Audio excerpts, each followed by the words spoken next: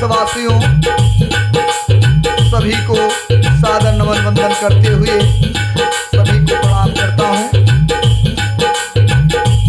श्री रामचरितमानस श्री गोस्वामी तुलसीदास जी के द्वारा लिखी हुई कुछ चौपाइयाँ अयोध्या कांड से आप सभी तक पहुँचा रहा हूँ। किसी भी प्रकार की यदि त्रुटि होती है उसके लिए मैं आप सभी से क्षमा प्रार्थी हूं। प्रसंग उस समय का है कि जब भगवान श्री रामचंद्र जी चित्रकूट में निवास करने लगते हैं और सभी चित्रकूट के साधु संत जितने भी हैं पशु पक्षी चर और अचर देवता सभी लोग प्रसन्न हैं।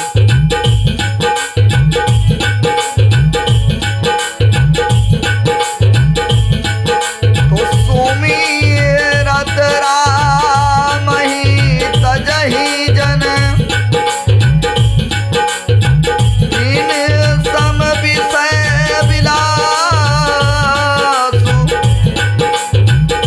राम प्रिया जग जननी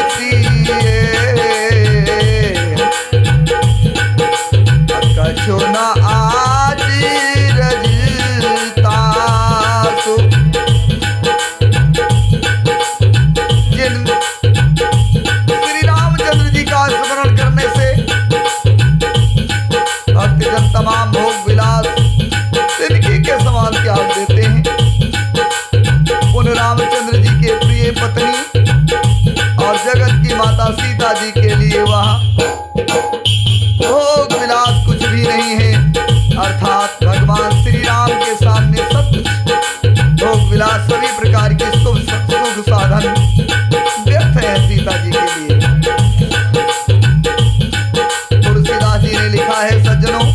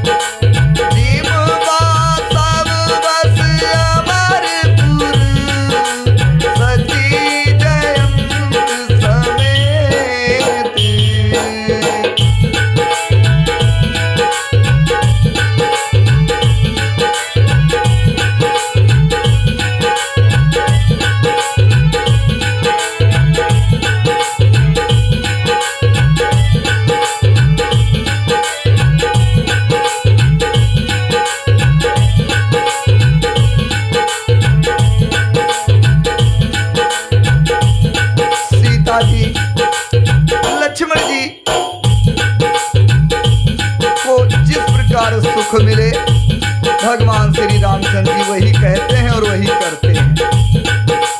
भगवान प्राचीन कथाएं और कहानियां कहते हैं और लक्ष्मण जी तथा सीता जी अत्यंत सुख मान करके उनको सुनते हैं। जब भगवान श्री रामचंद्र जी अयोध्या को याद करते हैं तब उनके नेत्रों में जल भर आता है, आंसू भर आते हैं।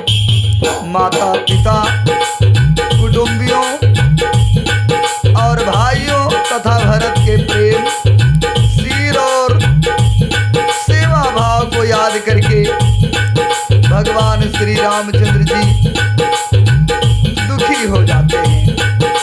किंतु फिर कुछ समय जान करके धीरज धारण कर लेते हैं। रामचंद्र जी को दुखी देखकर सीता और लक्ष्मण भी व्याकुल हो जाते हैं। जैसे किसी मनुष्य की परछाई उस मनुष्य के समान ही चेष्टा करती है।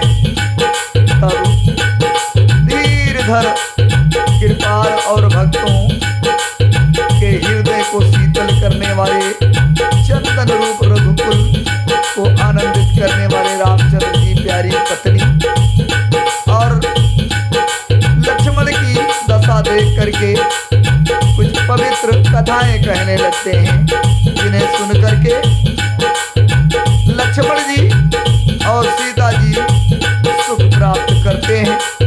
लक्ष्मण जी और सीता जी सहित श्री रामचंद्र जी पर्णकुटी में ऐसे शोभा पा रहे हैं जैसे अमरावती में इंद्र अपनी पत्नी सची और पुत्र जयंत के साथ शोभा पाते हैं। सज्जनों, तुलसीदास जी ने पुनः चौपाई के माध्यम से लिखा है, जोग वही प्रभु सिय लखनई कैसे, पलकी बिलोचन गोलकी जैसे, से वही लखनो सिय रघुवीर जिन अभिवेकी पुरुष शरीर रही।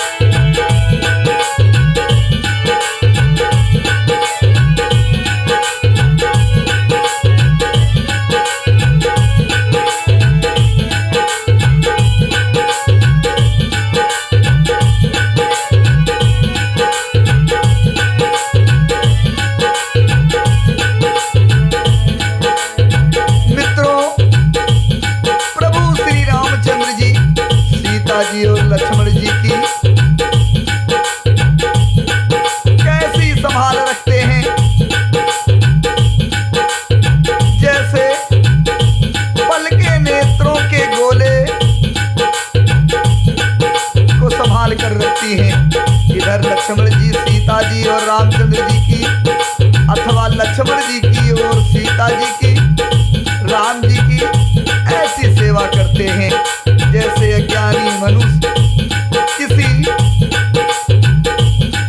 भी पल अपने शरीर को की सेवा से नहीं चूकते। पक्षी पशु देवता तपस्वियों के हितकारी प्रभु इस प्रकार सुखपूर्वक वन में निवास कर रहे हैं। तुलसीदास जी कहते हैं, मैंने रामचंद्र जी का सुंदर वनगमन कहा। अब जिस तरह से सुमंत अयोध्या आए वह कथा सुनो। प्रभु श्री रामचंद्र जी को पहुंचा करके जब निषाद राज लौटा तब आकर उसने रथ को मंत्री सहित सुमंत्र जी को देखा। मंत्री को यानी मंत्री सुमंत्र को व्याकुल देखकर निषाद जैसा दुखित हुआ वह कथा वर्णन नहीं की जा सकती। निषाद को अकेले आया देखकर सुमंत हा राम हा सीते हा लक्ष्मण पुकारते हुए बहुत व्याकुल होकर धरती पर गिर पड़े। रथ के घोड़े दक्षिण दिशा की ओर जिधर रामचंद्र जी गए थे देख करके हिनहिनाते हैं, मानो बिना पंख के पक्षी व्याकुल हो रहे हैं। वे न तो घास चरते हैं न पानी पीते हैं, केवल आंखों से जल बहा रहे हैं यानी आंसू बहा रहे हैं। रामचंद्र जी के घोड़ों को इस दशा में देखकर सभी निषाद व्याकुल हो गए। तुलसीदास जी ने पुनः चौपाई के माध्यम से लिखा है, सज्जनों, धीरज धरि धीरज कब काई निषादु, अब सुमंत परिहरऊ दिशा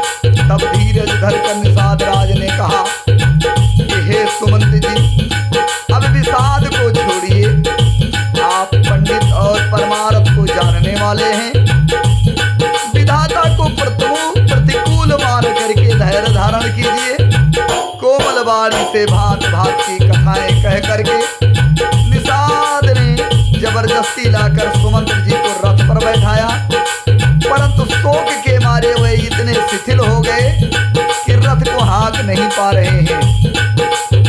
उनके हृदय में रामचंद्र जी के विरह की बड़ी तीव्र वेदना है।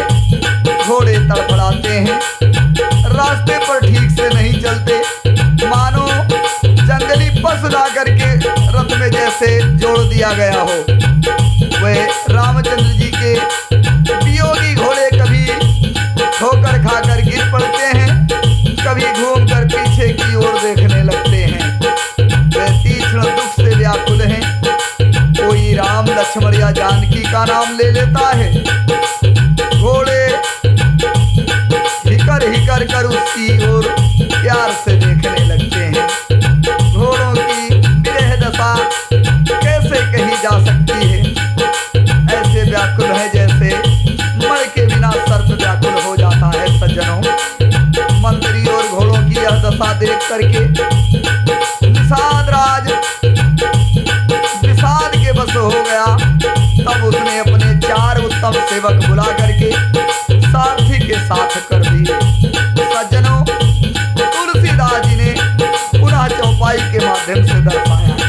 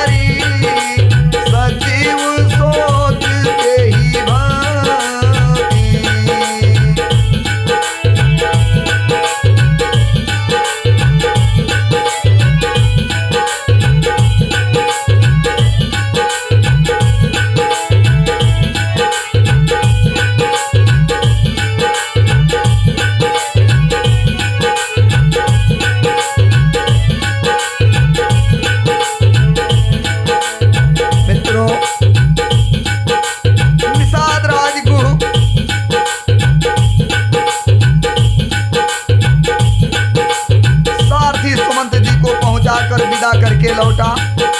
उसके विरह और दुख का वर्णन नहीं किया जा सकता। वे चारों निषाद राज लेकर के अवध को चले, जिसको निषाद निषादों को रथ के साथ भेजा था। सुमंत्र और घोड़ों को देख देख कर वह भी क्षण क्षण भर निषाद में डूब जाते थे। मित्रों, व्याकुल और दुख से दीन हुए सुमंत्र जी सोचते हैं कि रघुवीर के बिना जीने को धिक्कार है। आखिरी आधम शरीर रहेगा तो है ही नहीं।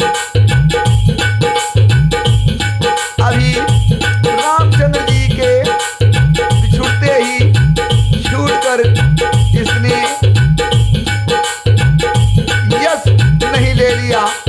ये प्राण अपयश और पाप के भांडे हो गए। अब ये किस कारण कुछ नहीं करते हैं, किस कारण से मेरे प्राण नहीं निकल रहे हैं।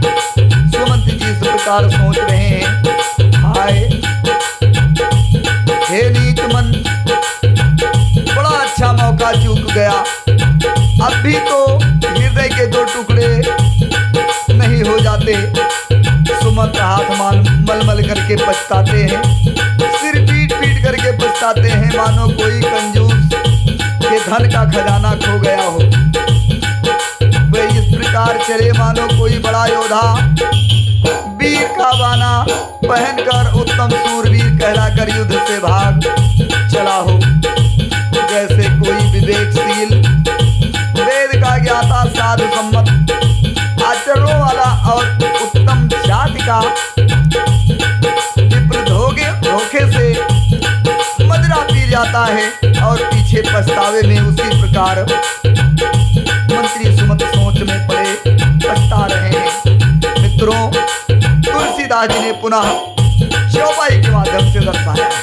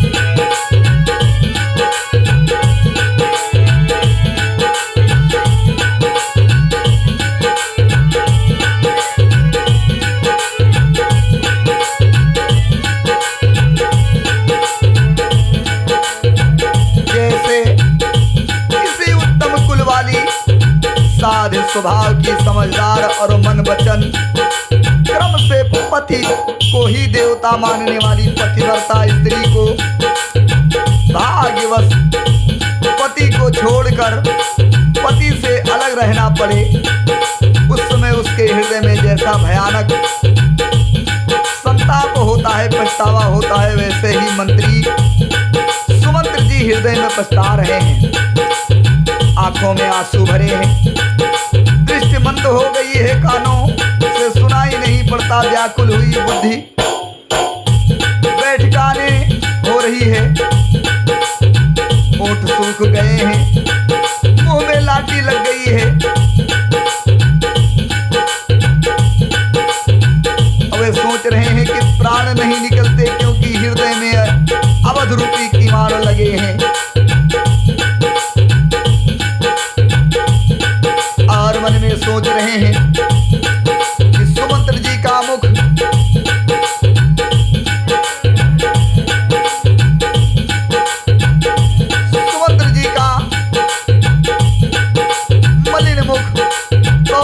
उदासी में बदरंग हो गया है, जो देखा नहीं जाता। ऐसा मालूम होता है मानो इन्होंने माता पिता को मार डाला है। उनके मन में राम वियोग रूपी हानि की महान गलाने छा रही है, जैसे कोई पापी मनुष्य नरक को जाता हुआ रास्ते में सोच कर रहा हो। मुंह से वचन नहीं निकलते, हृदय में पछताते हैं कि मैं अयोध्या में जाकर के क्या देखूंगा। रामचंद्र जी से सोने रथ को जो भी देखेगा वह मुझे देखने में संकोच करेगा, अर्थात वह मेरा मुंह नहीं देखना चाहेगा। नगर के सब व्याकुल स्त्री पुरुष जब दौड़कर मुझसे पूछेंगे तब मैं हृदय पर वज्र रखकर सबको क्या उत्तर दूंगा। सज्जनों, चौपाई के माध्यम से तुलसीदास जी ने पुनः लिखा है, पूछी है दीन दुखित सब माता, कहाव का मैं तीन विधाता,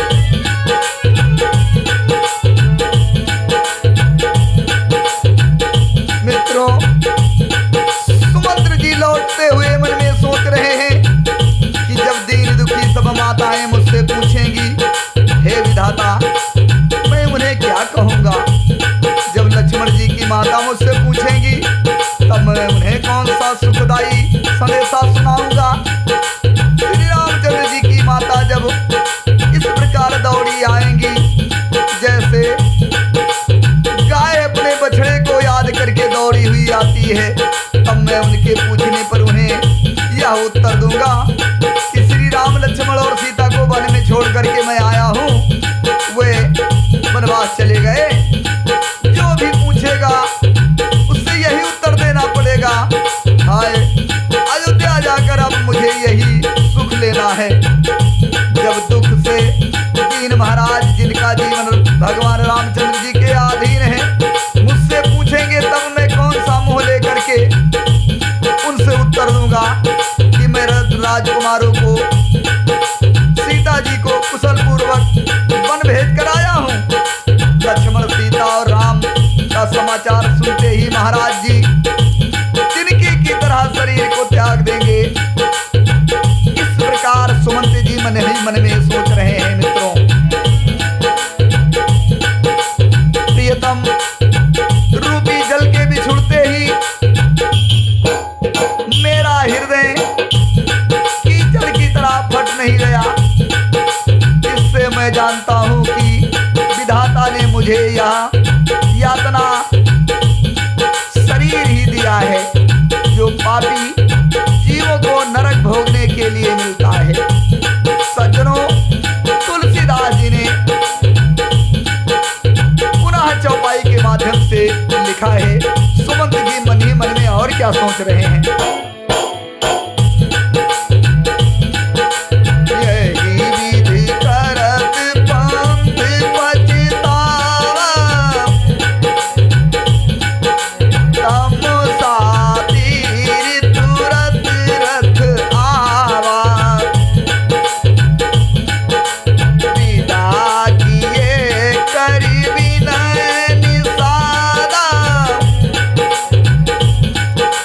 धीरे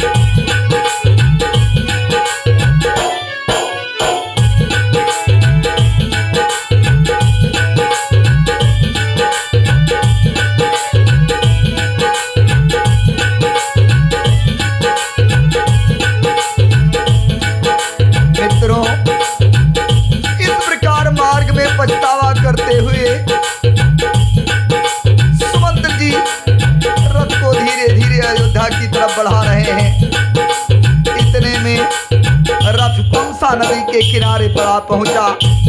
मंत्री ने विनय करके चारों निषादों को विदा किया, वापस कर दिया। विषाद से व्याकुल होते हुए सुमंत्र के पैरों में पड़ करके चारों निषाद वापस हो गए। जिसको निषाद राजगुह ने भेजा था।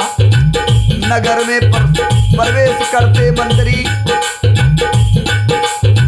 गलान के कारण ऐसे सटकाते हैं मानो गुरु विप्र या गौ को किसी मार करके आए हों। सारा दिन एक पेड़ के नीचे सुमंत्र जी बैठ करके सोचते रहे और जब शाम हो गई तब मौका मिला। अंधेरा होने पर सुमंत्र जी ने रथ को लेकर के अयोध्या में प्रवेश किया। रथ को दरवाजे पर खड़ा करके चुपके से महल में घुसे। जिन जिन लोगों ने यह समाचार सुन पाया वे सब रथ देखने के लिए राजद्वार आए। रथ को पहचान करके घोड़ों को व्याकुल देख करके उनके शरीर ऐसे गले जा रहे हैं, छीड़ हो रहे हैं जैसे घाम लगने से बर्फ का टुकड़ा पिघलता है, पत्थर ओले पिघल जाते हैं। नगर के स्त्री पुरुष कैसे व्याकुल हैं, जैसे जल घटने पर मछलियां व्याकुल हो जाती हैं। मंत्री का आना सुन करके सारा रनिवास व्याकुल हो गया। राजमहल उनको ऐसा भयानक लग रहा है जैसे राजमहल प्रेतों का निवास यानी शमशान हो। सज्जनों, तुलसीदास जी ने पुनः चौपाई के माध्यम से पुनः लिखा है। अतियारत सब पूछई रानी, उतर ना आऊ विकल भई वानी। सुनत ना श्रवण नयन नहीं सूझा, कहाहु कहा नृप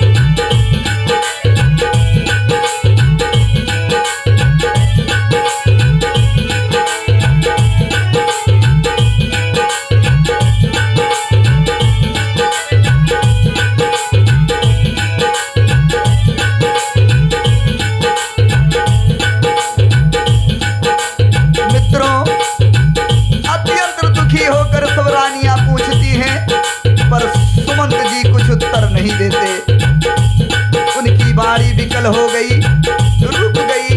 वे बोल नहीं पा रहे हैं, ना कानों से सुनाई पड़ता है और ना आंखों से कुछ दिखाई पड़ता है।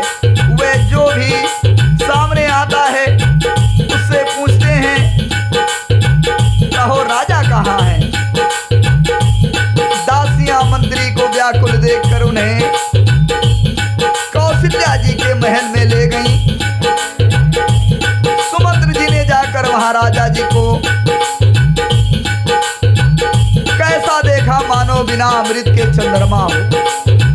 राजा आसन सैया और आभूषणों से रहित बिल्कुल मलिन यानी उदास पृथ्वी पर पड़े हुए हैं। वे लंबी सांसें लेकर इस प्रकार सोच करते हैं मानो राजा ययाति स्वर्ग से गिर करके सोच रहे हों। राजा क्षण क्षण भर में सोच से छाती भर लेते हैं। ऐसी विकल दशा मानो है, ऐसी दशा है राजा की कि गीधराज जटायु का भाई संपाति जैसे पंखों के जल जाने पर गिर पड़ा हो। राजा बार बार राम राम हासने ही हे राम कहते हुए फिर हा राम हा लक्ष्मण हा जानकी ऐसा कहने लगते हैं। मंत्री ने देख करके जय जीव कह करके दंडवत प्रणाम किया। सुनते ही राजा व्याकुल होकर उठे और बोले, सुमंत्र कहो राम कहाँ हैं? सज्जनों, तुलसीदास जी ने पुनः चौपाई के माध्यम से दर्शाया है।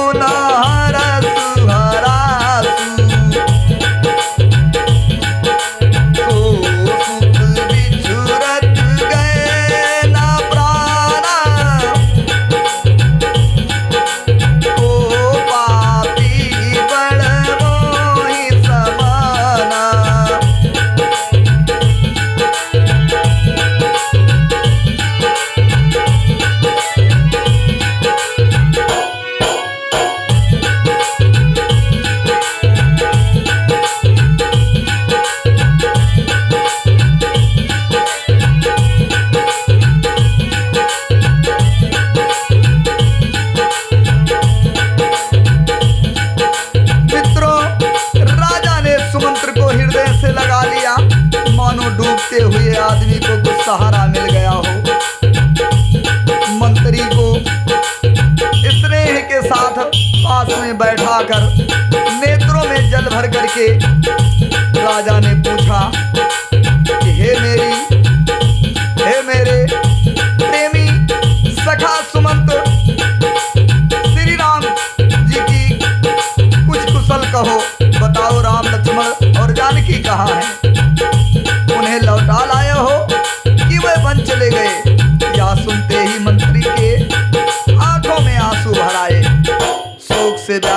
होकर राजा फिर पूछने लगे, सीताराम और लक्ष्मण का संदेशा तो कहो। रामचंद्र जी के रूप, गुणशील और स्वभाव को याद करके राजा हृदय में सोच करते हैं और कहते हैं, मैंने राजा होने की बात सुनाकर वनवास दे दिया, और यह सुन करके भी जिस राम के मन में हर्ष और विषाद नहीं हुआ, ऐसे पुत्र के छुड़ने पर भी मेरे प्राण नहीं गए, तब मेरे समान बड़ा पापी और कौन होगा। इस प्रकार सोच रहे हैं।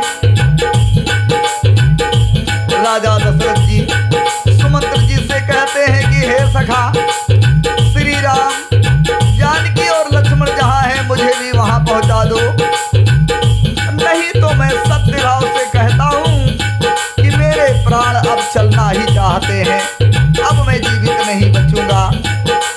सज्जनों, तुलसीदास जी ने दशरथ जी की इस व्यथा को दोहे के माध्यम से दर्शाया है।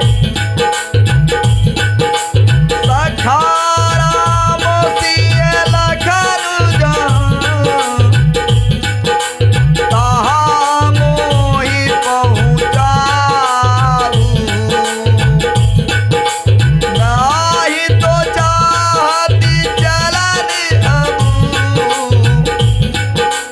नाही तो चाहत, नाही तो चाहत चलन अबू, प्राण कहूँ सद्भाव सियावर रामचंद्र की जय, उमापति महादेव की जय, गोस्वामी तुलसीदास की जय, श्री बालाजी सरकार की जय, बोल दे बजरंग बली की जय, मात उतार दे सरस्वती की जय, पार्वती लक्ष्मी मैया की जय, अपने मात पिता की जय, बोल दे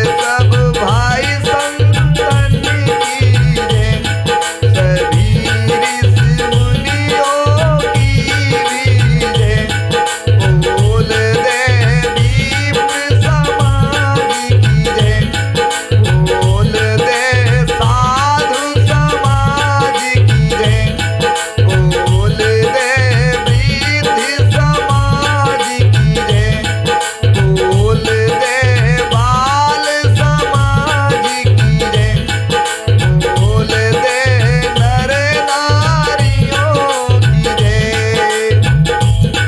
सज्जनों, जिस चैनल के माध्यम से आप सभी ये कार्यक्रम सुन रहे हैं, चैनल को लाइक करें, सब्सक्राइब करें और शेयर करें। जहां कहीं भी मुझसे गलतियां हो रही हैं, उन गलतियों को कमेंट बॉक्स में जरूर लिखें, जिससे मुझ जैसे नीच व्यक्ति को सुधार करने का आप सभी के माध्यम से अवसर मिलेगा। और इसी के साथ सज्जनों, समस्त श्रोता बंधुओं, समस्त नर नारियों, बाल वृद्धि, युवा नर नारी एवं समस्त देशवासियों को पुनः एक बार सादर प्रणाम।